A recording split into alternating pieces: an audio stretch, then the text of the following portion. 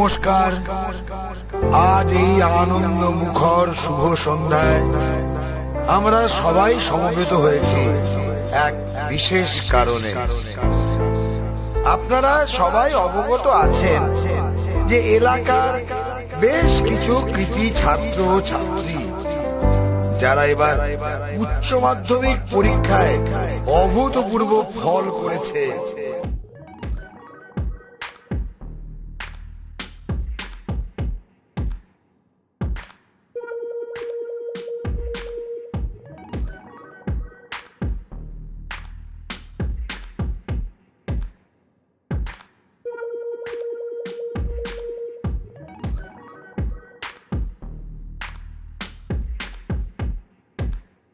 নিমকিটা তো পড়ে রইল, আর চাটাও তো ঠান্ডা হয়ে যাচ্ছে।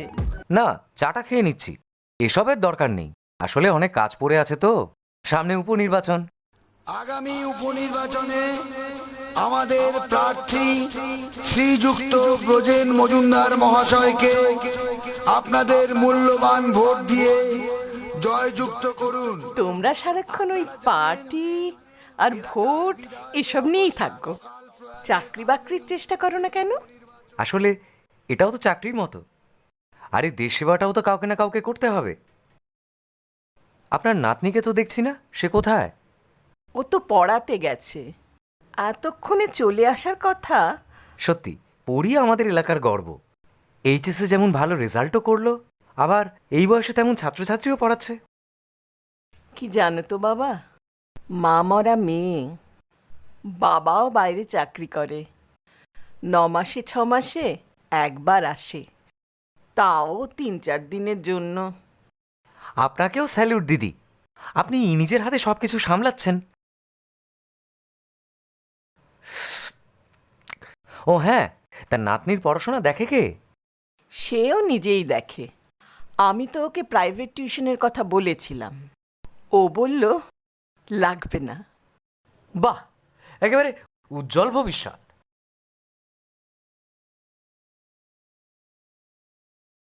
দিদুন, এই যে তোমার ধূপকাঠি। এত দেরি করলি কেন? চিন্তা করছিলাম। আর বলো না, রাস্তাঘাটের কি অবস্থা!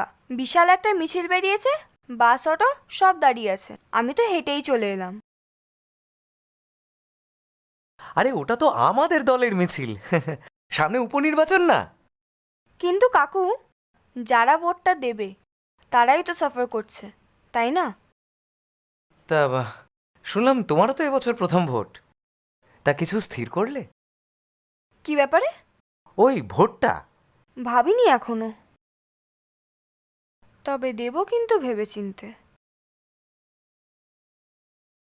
যাক, যে জন্য আশা সেটা হলো এবার আমাদের এলাকায় এইচএসে যারা ভালো রেজাল্ট করেছে তাদের সংবর্ধনা দেওয়া হবে। তোমার নামটাও লিস্টে আছে। Thank you. শুধু তাই নয়, আমরাও তোমার দিদাকে মঞ্চে তুলব, ওনার অবদানটাও তো। না না, আমাকে নিয়ে আবার টানাটানি কেন?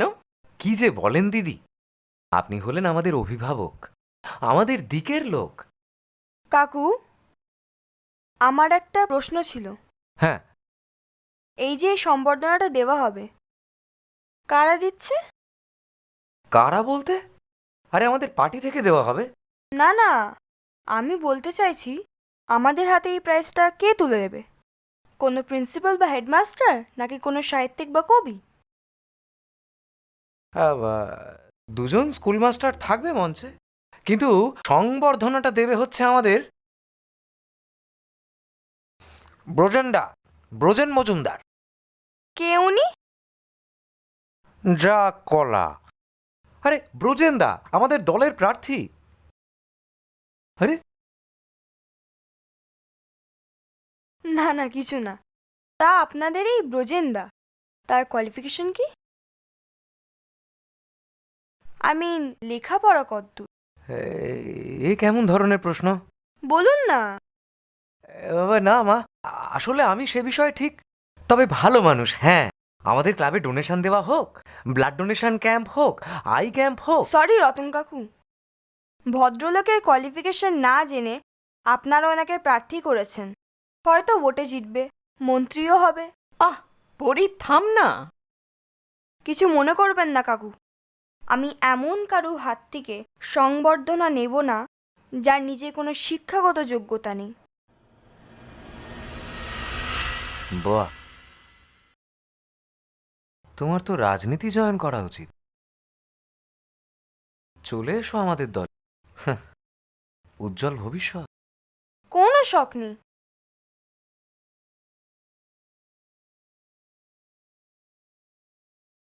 কাকু, তুমি জানতে চাইছিলে না আমি ভোটটা কাকে দেব? ভোটটা আমি তাকেই দেব যার মিনিমাম কোয়ালিফিকেশনটুকু আছে।